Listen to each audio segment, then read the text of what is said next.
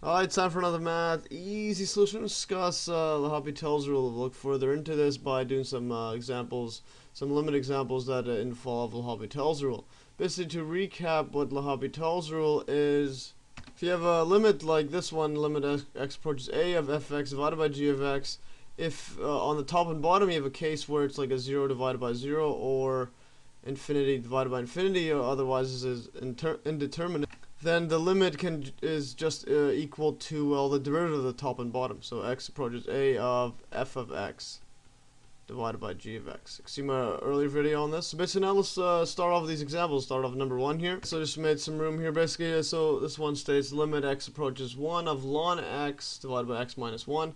Well, when you plug in 1 here, you get basically ln 1 is 1 0 here. So ln 1 equals 0, 1 minus 1 is equal to 0, so you're going to have a 0 over 0, or an indeterminate case, so now we can apply L'Hopital's rule here.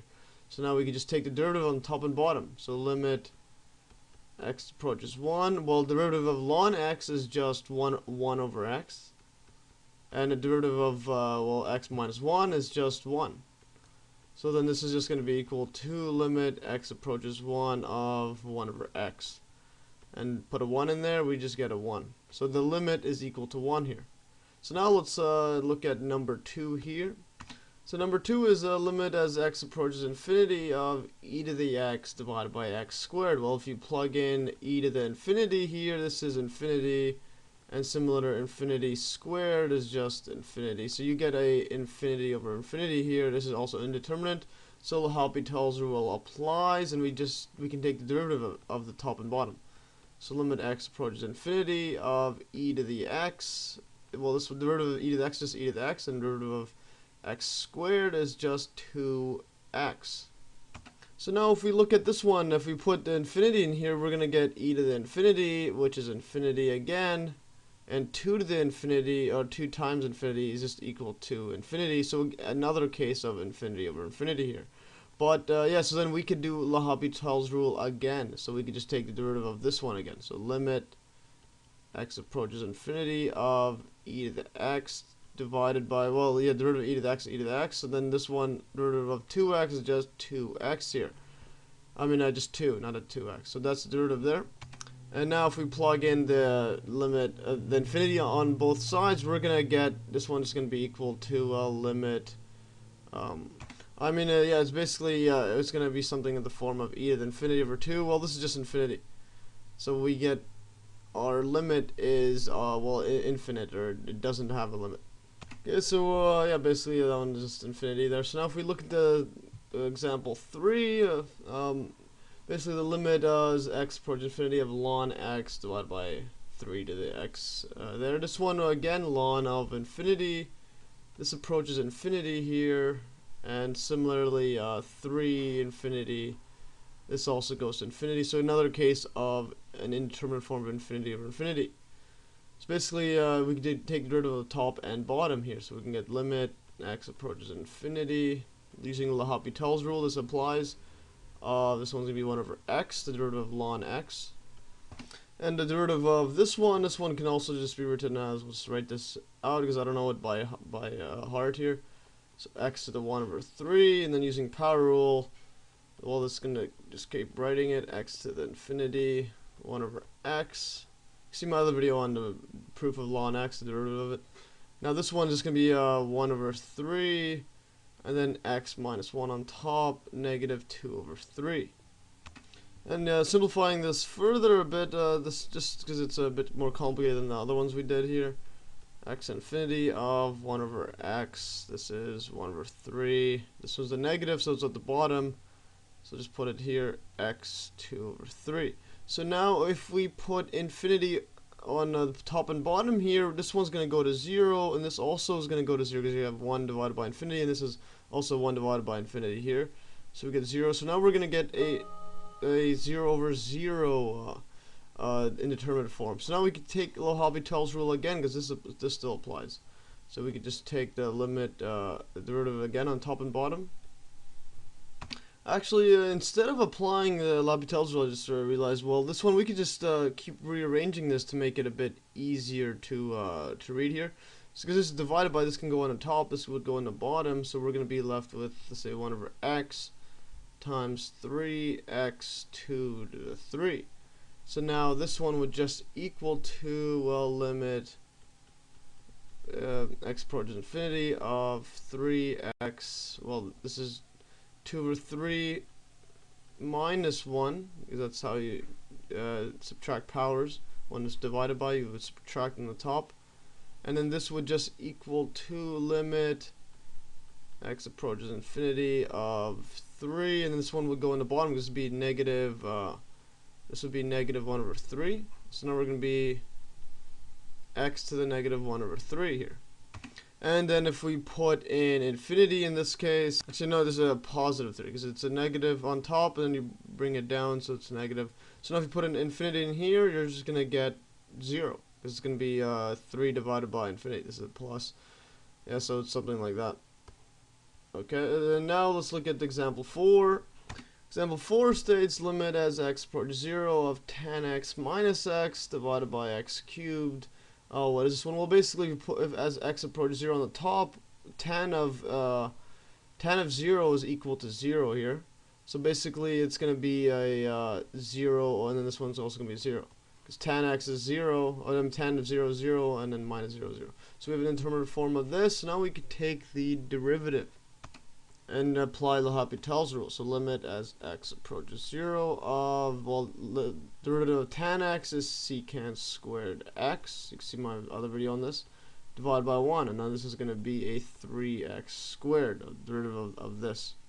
Now we could work around with some trigonometric identities, or just keep doing L'Hopital's rule, because in this case, when you put a 0 inside here, secant squared, because yeah, if you remember, secant is just 1 over, secant x is equal to 1 over cos of x, and then cos of 0 is equal to 1, so cos 0 is equal to 1, so then secant squared, this 0 is going to go, this is going to go to 1, you're going to have a 1 divided by 0, and this would be 0, so we have a 1 divided by 0, this is a 0 over 0. Yeah, it's another indeterminate form. We take derivative again, and then when we do the derivative again, we're going to get limit x approaches 0 of, well, secant squared x. This one, using power rule and chain rule, is going to be 2 times secant squared x. 2 times secant x, and then times this by now the derivative of secant x, d over dx. Secant x, I'm not sure what it is all off the top of my head, but I'll solve it soon. And then the 1 is 0 divided by, this one is just 6x, using power rule. Okay, now to solve the derivative of this one, secant x, separately, because I don't know the top of my head, just write it down here, d over dx, secant x.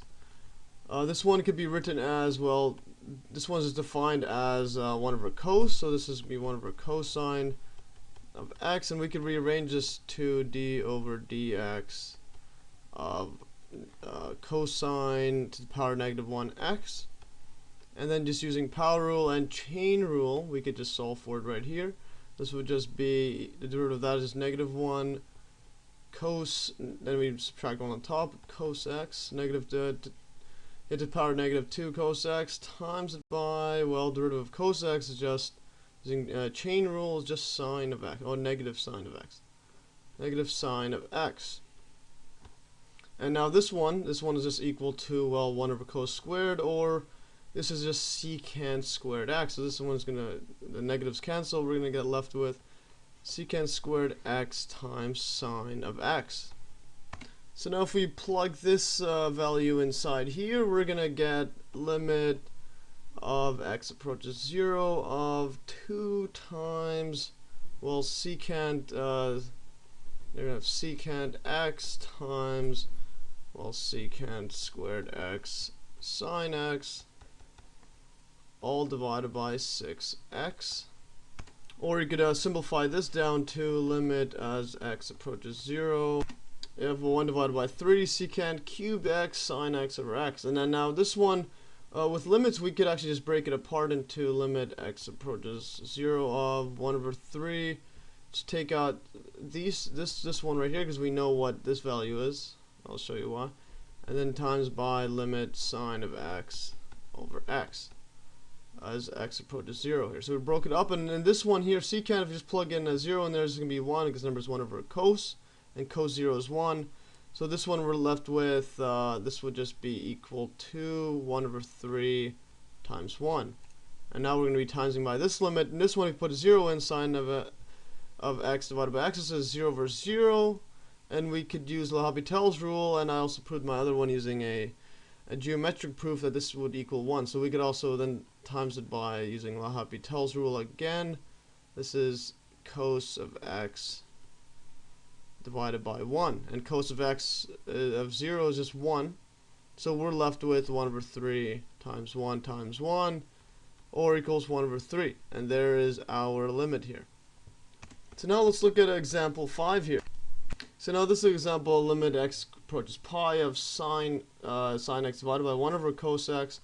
Well, this one here, if we could just get the limit directly by plugging in pi here, because if we put pi in here, this would just equal to sine of pi divided by 1 cos of pi, and this is not going to be a indeterminate form, because this would just be, the top would just be equal to 0, sine of pi is 0, and the bottom here is actually 1 minus negative 1.